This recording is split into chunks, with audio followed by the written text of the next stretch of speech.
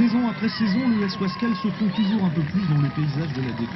Pas au point de crever l'écran. Alors, le maintien d'ores et déjà en poche, Jean-Marc Sibyl, l'un des piliers de la formation nordiste, espère que le prochain exercice aura un goût plus sucré. Je pense que cette année déjà, on a quand même fait un petit pas de plus en avant puisqu'on a réussi à se maintenir à peu près 6-7 journées de la fin. Donc comme je le dis souvent, il faut gravir les échelons petit à petit. Bon maintenant, c'est vrai qu'on va essayer de finir la saison le mieux possible, le mieux classé possible pour attaquer la saison prochaine avec de meilleures ambitions. Troisième club de la région sur le plan hiérarchique, Wascal se veut être le premier au niveau de la sagesse.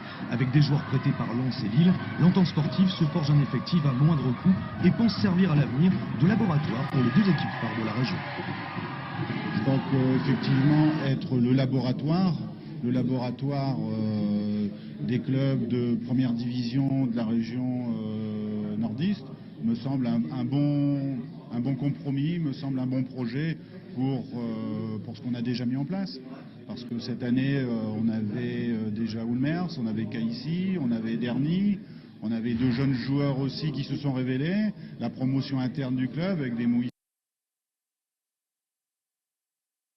des Bakary. Donc je crois que ce créneau-là me semble un bon créneau pour notre club.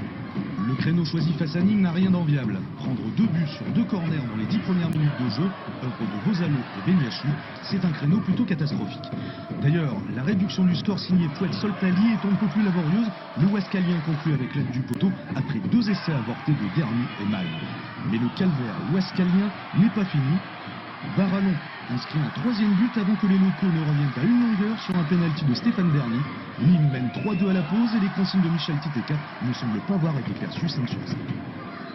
Quand on voit les 2 premiers buts, 2 buts sur coup de pied arrêté, donc on a le sentiment que le message n'est pas très bien passé et à partir du moment où on était mené 2-0, après c'était très difficile d'avoir un résultat positif.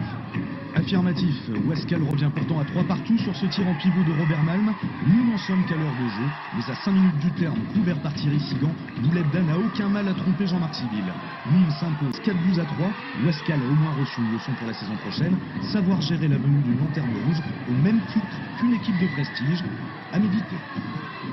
Cette défaite n'a